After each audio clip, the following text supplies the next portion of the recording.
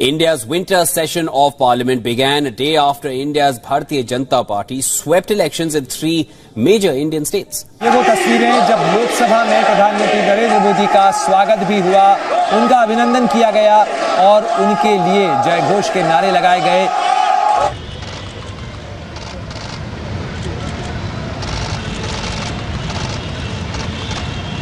शानदार जीत के बाद पाकिस्तान की आवाम भी ये कहते नहीं थक रही कि अगर प्रधानमंत्री हो तो मोदी जैसा। कहा जा रहा है कि प्राइम मिनिस्टर मोदी जो है is unstoppable, he is unstoppable. Internationally he is popular. दुनिया में उन्होंने इंडिया का तशख़्ख़ुस जो है उसको हाईलाइट किया है। मैं समझता हूं कि he will be considered a legendary prime minister in India, or not only in India. The books will be written on him from his humble background, the way he has taken a country to the superpower level. India की तरक्की का क्या रहा? उनकी आवाम अपने मुल्क से मोहब्बत करती है। ये तो नहीं कि सिर्फ उनके लीडर अच्छे हैं तो इस वजह नहीं, लीडर उन अवाम की मर्जी मंशा के मुताबिक काम करते हैं, इसलिए वो अवाम के दिल जीत लेते हैं। अवाम कहती फिर दोबारा यही आए, अब की बार फिर मोदी सरकार उधर, ये नारे लग रहे हैं। हाँ, strong Modi is definitely going to dictate और America is not the only superpower right now. तो वो ओरिजिनली उनकी डिटर्मिनेशन उनकी और उनकी विल और उनकी appetite to become a superpower in the world, that's remarkable. और उसका मैं क्रेडिट जो है वो मोदी साहब को दूंगा। और उसका उनके दौर में हर काम ने तरक्की की है, अवाम को तरक्की नजर आती है। अल्टीमेटली जब आप कौमों को लेकर आगे जाते हैं, जब आप नेशनलिज्म को देते हैं, जब उनको आप बताते हैं कि we have a future, sky is the limit, space is the limit. Alia, ये मेरे ख्याल में प्री इलेक्शन था। प्री इलेक्शन एक पोल, जिस तरह यहाँ अमेरिका के अंदर मिड टर्म इलेक्शन होते हैं, उससे फोरकास्ट की जाती है और गवर्नमेंट की और लीडर्स की परफॉर्मेंस को चेक किया जाता है। ये बिल्कुल वही तरीका था। इस पे मेरा तो ऑलमोस्ट यही फोरकास्ट कर रहा था। उसकी वजह यह है कि मोदी साहब कभी भी इलेक्शन कैंपेन से बाहर हुए ही नहीं। वो हमेशा हर चीज ही लग रहा होता है जिस तरह कैंपेन चला रहे हैं। अब उसमें मैं जो उनके मैं फैक्टर जो खासकर बताना चाहूंगा, उन्होंने पिछले 2 साल से खासकर जो मैं कहूंगा G20 की लीडरशिप कर लें आप, फिर उनके पूरे अमेरिका बरतानिया के दौरे, उसके बाद इकोनॉमी को उन्होंने जो इस वक्त 7.8% पे जा रही है, ग्लोबल साउथ की लीडरशिप है, क्वाड्स में उनका होना, और उसके बाद जो चंद्रयान ने उसके ऊपर बोनस, अदित्य 1 का उसके ऊपर डिफेंस कॉन्ट्रैक्ट्स हैं, और आखिर में जाके उन्होंने जो सबसे ज्यादा जो फाइनल स्ट्रोक उन्होंने दिया है तेजास के ऊपर, जो उन्होंने 30 मिनट्स जो है, और खासकर टॉम क्रूज बन के जो उन्होंने वो फ्लाइट की है, वो मेरा ख्याल में कैंपेन की एक आखिरी चीज थी। और दूसरा ये यहां जरूर बताना चाहूंगा कि इतने बड़े मुल्क का वजीर आजम होना, लेकिन उसके बाद भी उन्होंने जाके स्टेटों में ऑन ग्राउंड कैंपेन की है। नहीं, असल में पता क्या, हमारे लोगों को चेंज की जरूरत इसलिए पड़ती है कि वो बंदा सही पहले ही नहीं चुनते। ये चीज क्या वजह, पब्लिक उन्हें सपोर्ट करती है, वहाँ पे डेमोक्रेसी है, जमहूरियत है, या कोई मतलब आप क्या? उनके दौर में हर काम ने तरक्की की है, अवाम को तरक्की नजर आती है। मोदी के दौर में हाँ, तो जब वो कोई मुल्क के लिए खैर खा होगा, वो तरक्की देगा अपने वतन को, तो अवाम भी उसको रिस्पॉन्स देती है। ये बड़ी ऑथेंटिक बात की है भाई। ये रीजन नहीं है कि बारी हो या बारी ना हो, जो वर्क करेगा पब्लिक उसे सपोर्ट करेगी, जो कि पाकिस्तान में हमें नजर नहीं आता। जय हिंद दोस्तों। तो जैसा कि आपको याद हो कि भारत में 5 राज्यों में चुनाव होते हैं, उनमें से 3 जो मुख्य प्रमुख राज्य हैं, जिनसे कह सकते हैं कि लोकसभा को में पहुंचने के लिए आपको काफ़ी मदद मिलती है, उन राज्यों में बीजेपी जीत जाती है। और बीजेपी की जीत के साथ ही साथ दुनिया का नैरेटिव बदल जाता है। पाकिस्तानी मीडिया तो पहले से ही चर्चा में लगा हुआ है, लेकिन पाकिस्तान के अलावा दुनिया भर की मीडिया की नज़रें थी, दुनिया भर की सरकारों की नज़रें थी इन चुनावों पर, क्योंकि इनसे अनुमान लगा सकते हैं आप आने वाले कल का। अब जैसे कि जो हमारे मित्र देश हैं और जो हमारे शत्रु देश हैं, हालांकि मित्र भी यहाँ पर कोई होता नहीं और परमानेंट शत्रु भी यहाँ पर कोई नहीं होता।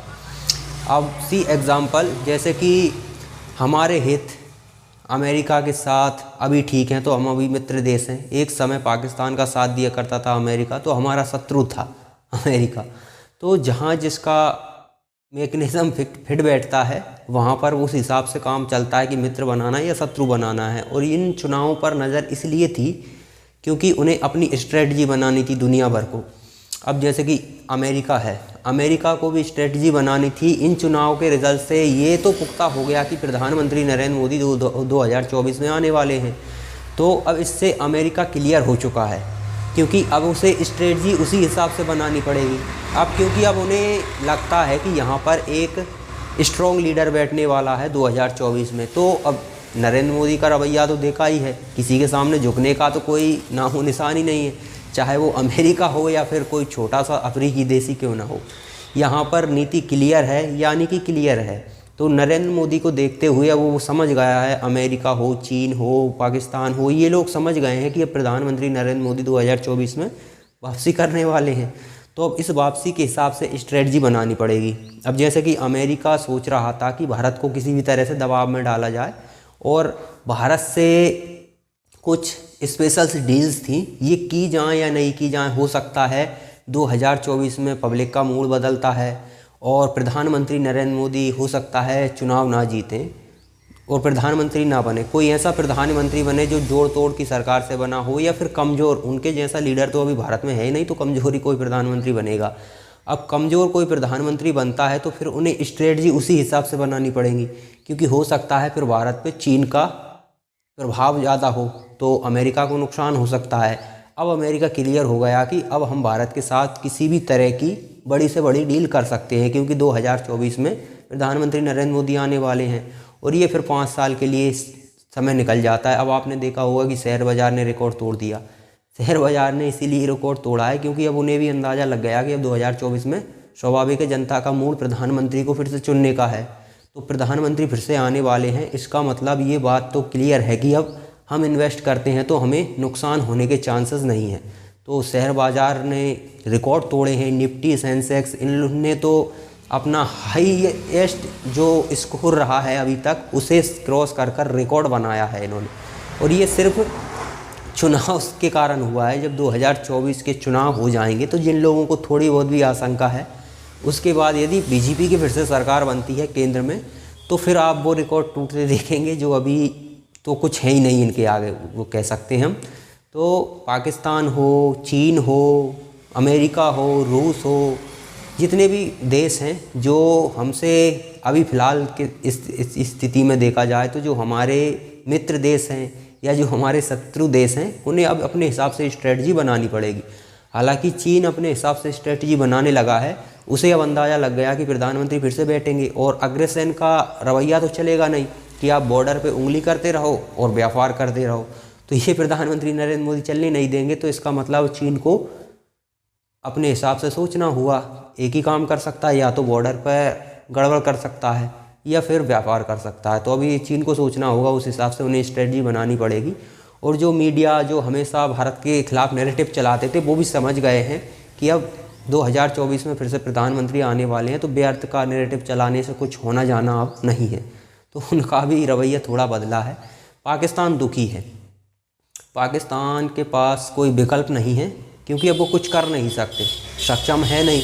और उन्हें उम्मीद थी, वो सिर्फ एक ही काम कर सकते थे, उम्मीद। उन्हें उम्मीद थी कि प्रधानमंत्री नरेंद्र मोदी 2024 में तो हट ही जाएंगे, क्योंकि अब वो जज्बे वाली कौम है, तो जो उन्हें बता दिया जाता है वही वो मान लेते हैं। किसी ने समझा दिया होगा कि एंटी इनकम्बेंसी प्रधानमंत्री के खिलाफ है, कई कारण हो गए हैं, वो छोटे मोटे कारण जिनका कोई लेना देना नहीं, जैसे कि कतर ने जो हलचल की है ना, जो हमारे 8 भारतीय हैं, तो इससे पब्लिक नाराज़ होकर प्रधानमंत्री को हटा देगी।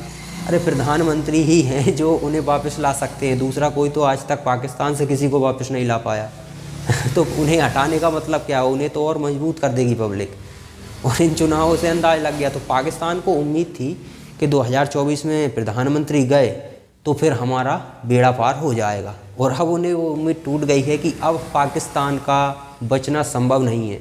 यानी कि पाकिस्तान को अब भीख कोई दे नहीं सकता, भीख देगा तो भारत से संबंध खराब होंगे, और भीख नहीं मिली तो फिर इनकी जो जनरल हैं ये $1 बिलियन कहाँ से गटकेंगे, इनके राजनीतिक हैं। अब पब्लिक कहाँ तक सहन करेगी, पब्लिक भी एक लिमिट होती है महंगाई की, वो कहाँ तक सहन करेगी। और इनका जगह जगह इन्होंने आतंकी पाल लिए हैं।